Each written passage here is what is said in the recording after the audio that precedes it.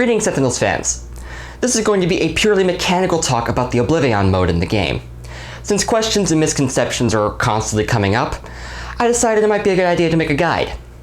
So, without further ado, let's talk about the end of the world. Insert your own 2020 joke.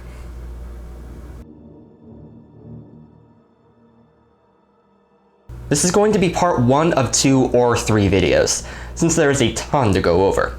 This video is going to be an overview of the different rules, and some generalized advice. Also, I am certain you might find a few more tips and tricks in the comments of these videos. There are plenty of players in the community who are better at this mode than I am. Before we begin, a quick warning. This mode is not recommended for beginners. Get used to the regular game first. There is so much going on that even experienced players lose track of a lot of rules and interactions.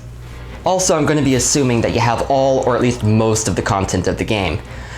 If you only have the OblivAeon box, Fnatic help you, because I don't know what to tell you. You will also note that this video is a little bit different. Because there's so much to cover and so much to keep track of, for your convenience, I have sectioned out the different topics that I'm going to be going over. You will see them in the progress bar at the bottom. So what's the difference between a standard game of Sentinels and the OblivAeon scenario? Well, there's a lot. First thing you may notice is the board setup. Instead of an area for your villain, an area for your 3 to 5 heroes, and an area for the environment, you have your heroes, 2 separate environments, and a villain play area for each environment. You may also note that in addition to the hero decks and the environment decks, there are 4 decks that are specific to the OblivAeon scenario.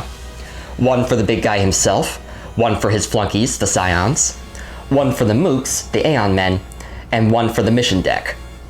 If you're playing in physical, I hope you have a big table, because you're going to need it.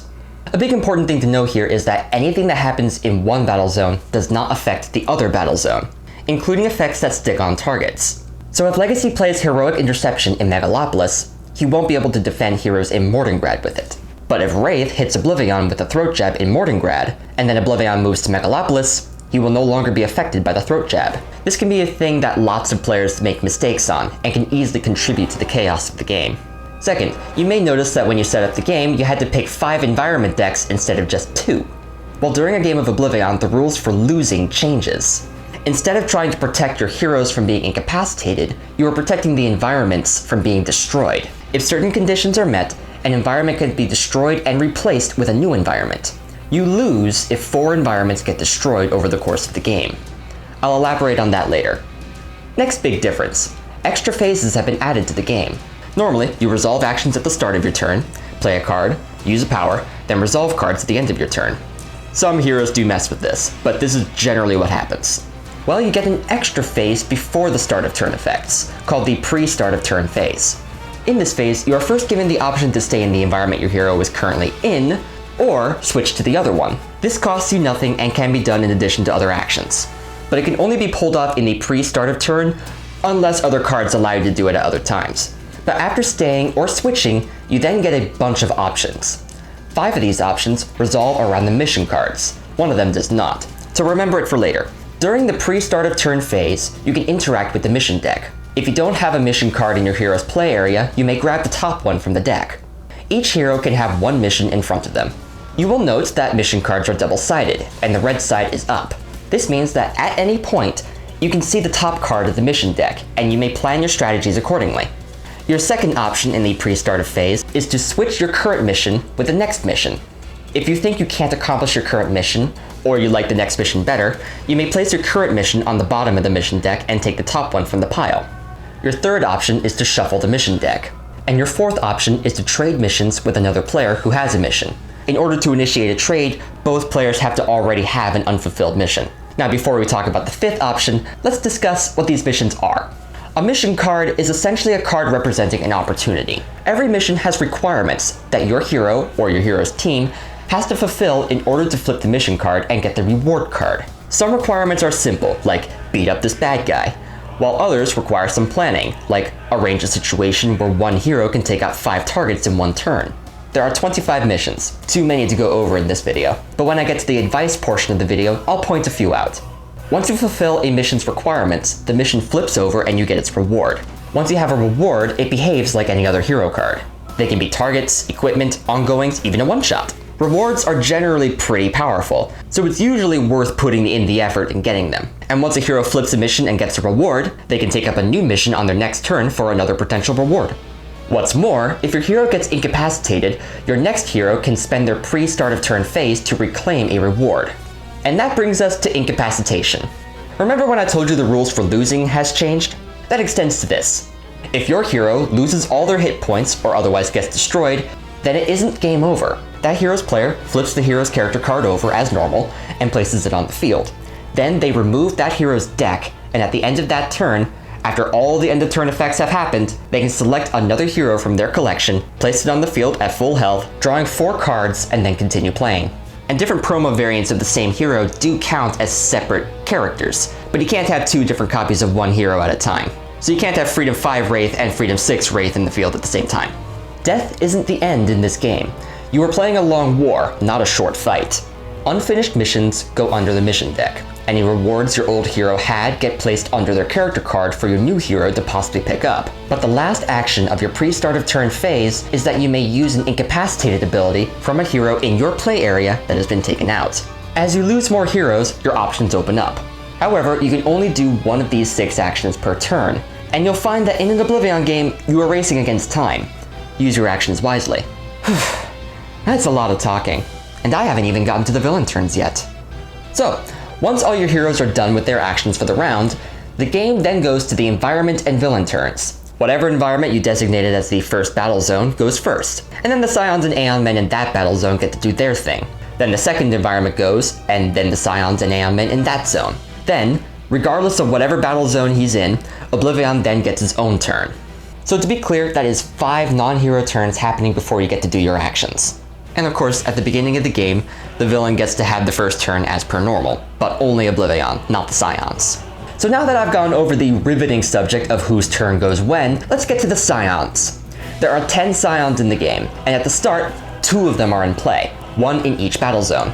The Scions operate independently of OblivAeon, and they even have their own deck. Their threat level can be anywhere from a nuisance to a priority target. They each have their own special rules on both sides of their card, like any other villain character card. However, there are rewards for taking out the Scions. Card draws, a bunch of damage, flipping mission cards, and other things. And of course, taking out any Scion removes 1 devastation token. Another thing we'll get to later. The Aeon Men are, thankfully, very simple. They can't enter play on their own. They have to be brought in by other effects. These are the mooks. Generally unimportant, generally non-threatening, and generally easy to destroy. But while every individual Aeon Man isn't much of a threat, that is why they have a tendency to show up in large numbers. We are Aeon Men, for we are many. Additionally, if OblivAeon himself were to kill an Aeon Man, and a lot of his attacks tend to splash onto his allies, then they provide OblivAeon a bonus. This can be as minor as a heal 2 hit points for all villain targets, or as nasty as having OblivAeon play an additional card. So you might be encouraged to take out the Aeon Man before OblivAeon gets to. Any living Aeon Men act on the same turns as the Scions. And then we have OblivAeon himself, BBEG of the entire multiverse. Your task is simple. Kill the guy. Have fun. Okay, easier said than done.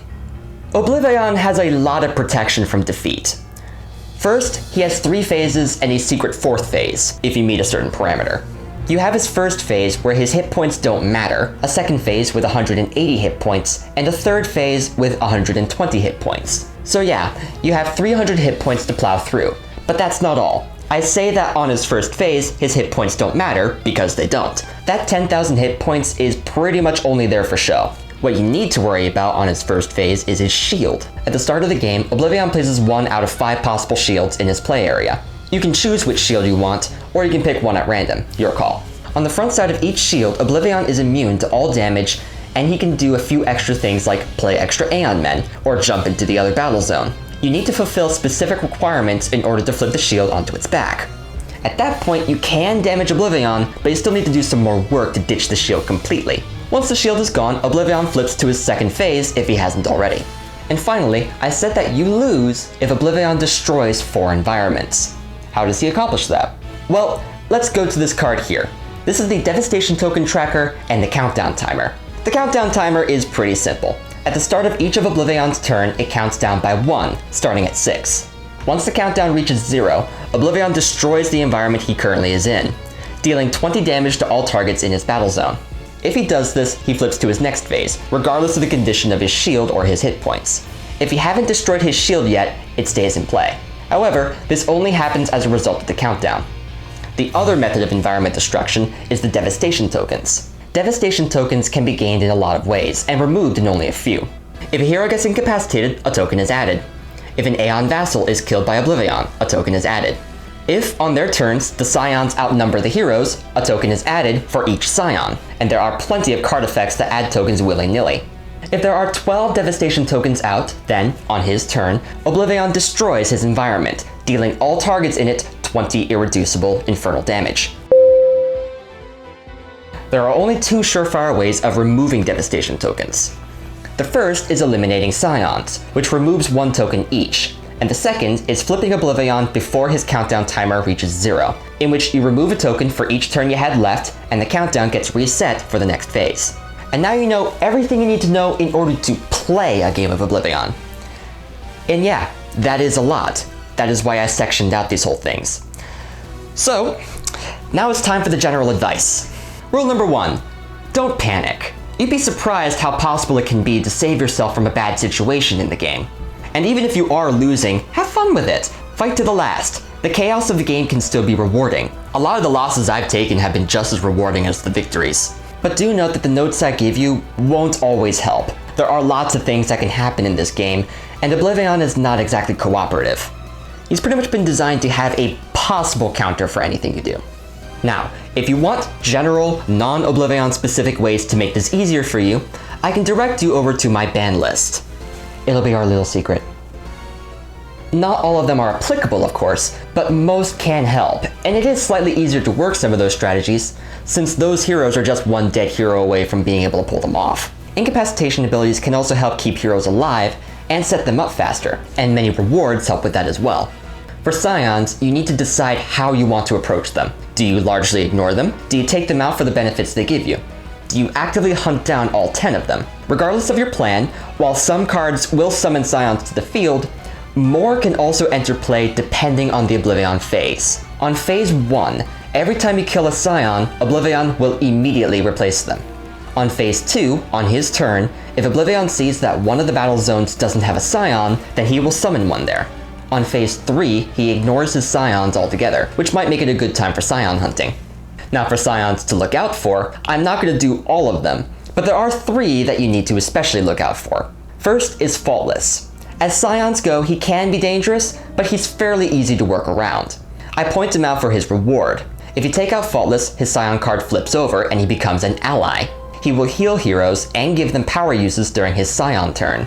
At that point, he will get targeted by the other Scions, so he might not last long, but flipping him can be very beneficial. Second is Nixius the Goth model. And by the way, I refuse to refer to him by his chosen nickname. The way he was described in the Letters Page podcast makes it very hard for me to take him seriously. Again, Nixius the Edgy is not too worrisome in terms of damage, but he is dangerous if he manages to flip. On his flip side, when he gets attacked, he adds Devastation tokens, which can get nasty very quickly. However, if you kill Nixius the punching bag on his front side, he removes a bunch of Devastation tokens. So yeah, I like to kill him fast. Last is Raynek Kel'Vos. You might recognize this guy from the core game. He's an interesting one.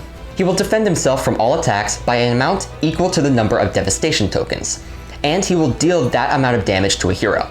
However, Voss is playing both sides. He also deals damage to OblivAeon, or one of his Scions on his turn. Yeah, Voss is actually helping you out, but that comes at a price. If you leave Voss alone and take out OblivAeon, the secret 4th phase of the game begins and Voss steals OblivAeon's power and starts fighting the heroes. This outcome is best avoided. Try and get access to irreducible damage in order to hurt him. And we have missions. All the missions are worth attempting, as every reward is worth it. However, some rewards are better than others, and some missions are easier to accomplish than others. However, they are all doable, though you will want to use certain heroes for them. The missions where you need heroes with a lot of equipment comes to mind. So some general advice about missions. If your hero doesn't have a mission and you don't plan on reclaiming a reward or using an incapacitated ability, then always take a mission. Unless you want to give that mission to someone further up in the turn order. You will always see the top card of the mission deck, so you can always check what the requirements are before taking them. This can help if, say for example, you lose one of your heroes during the villain turns. You can check the next mission and choose a hero well suited to accomplishing that mission. Also, I'd say keep mission deck shuffling to a minimum. That way you know what you won't run into anytime soon. There are a few missions and rewards I'd like to point out for you to look for. Time and Time Again is a must-have card. First, this mission is really easy to accomplish. Essentially, first you and your friends can discard as many cards as you want. Then, you shuffle any number of hero trashes in that battle zone into their decks. If you did this to at least 15 cards across all decks, then the mission flips and you get the ally, the Chronoist. This guy is an excellent ally. He gets two choices with him. Either he deals a target 6 damage, or you and a friend get to play a card. This can be invaluable for speeding up setup, which can be necessary if you're getting new heroes, and considering OblivAeon's countdown, you are on the clock. The final wager is a fairly harmless mission, and its reward, Meager Winnings, is probably the least rewarding by itself, as it only heals one person per turn. However, Meager Winnings gives you the opportunity to flip one mission card without having to worry about its mission requirements. So you can take a mission that is pretty difficult to accomplish and flip it without too much effort. Hermetic Evolved is another easy mission. You pretty much just have to beat up this not too threatening bad guy, and you earn yourself the Bloodstone. This, by the way, is the relic that saved Lifeline's life in the OblivAeon event. When a hero equipped with this relic would be incapacitated, the Bloodstone destroys itself, heals that hero to full, and heals the other heroes in the area by 6 points. That is an incredible safety net, and all you need to do is beat up a minor villain and pay 1 card per turn to maintain the stone. Form the Mecha Knight is a mission that does require a bit of planning, but not too much. You basically need all your heroes in the same battle zone, and have each discard a card from their deck. You are rewarded with the Mecha Knight Ultra Strike. This reward gives its owner a power where they deal 1 damage of 5 elements to a single target. Now 5 damage is a nice amount of damage, but this card shines when you bring in persistent damage boosts. If Legacy is here, or if your hero also has Apex of Humanity, then that is 2 damage from 5 elements, making 10 damage to one target. Keep finding more boosts, and Mecha Knight can deal stupid amounts of damage. And finally, Shattering Blow is another mission that is easy to do. It just asks that you deal OblivAeon 12 damage in 1 turn, regardless of whose turn it is or what battle zone the owner is in. On phase 2 or 3, you're going to be doing this anyways. When you flip this mission, you get the OblivAeon Shard.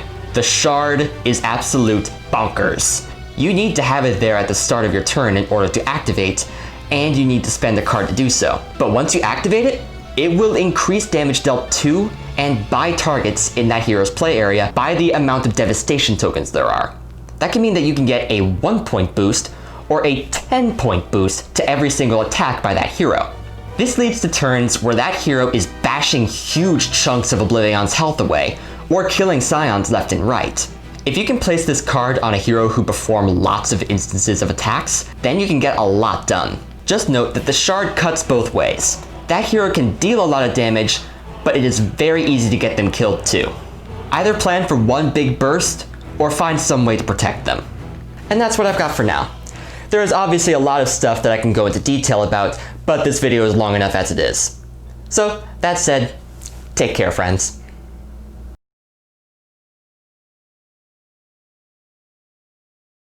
Always constantly popping up about, why am I blah blah blah?